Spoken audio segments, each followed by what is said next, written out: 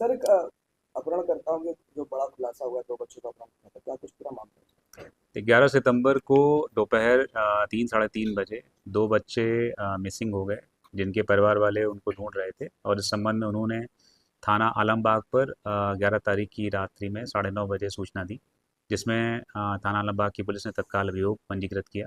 तब तक ये जानकारी नहीं थी कि ये बच्चे को मिसिंग है या इनका अपहरण हो गया है। 12 तारीख की प्रातःकाल 6 बजे उसमें से एक बच्चे के परिजन के फ़ोन पर फिरौती का मैसेज आया, जिससे ये जानकारी हुई कि संभवतः इन बच्चों का अपहरण किसी के द्वारा पैसे के लिए कर लिया गया है। तत्काल पुलिस ने जो टीमें लगी थी उनकी संख्या बढ़ाई, सभी अधिकारीगण मौके पर पहुंचे और वहां पर परिजनों से जानकारी प्राप्त की गई। तो ये पता चला कि बच्चे अपनी साइकिल के साथ खेल रहे थे और कोई एक व्यक्ति जो 20-21 साल का है, और वो इन बच्चों को अपने साथ में किसी कोल्ड ड्रिंक पिलाने के बहाने ले गया है। मैसेज जो आ रहा था उसके बारे में जानकारी की गई, तो ये पता चला कि वो नंबर वर्तमान में लखीमपुर खीरी में है। तत्काल एक टीम लखीमपुर खीरी के लिए रवाना की गई।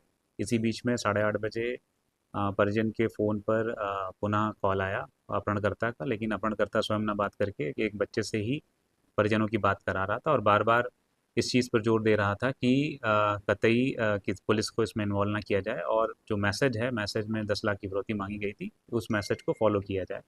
और बच्चों से बार बार ये भी इमोशनल संदेश देने का प्रयास किया जा रहा था कि क्या आप हमें प्यार नहीं करते हो, ताकि माँ बाप तुरंत वो पैसा दे दें।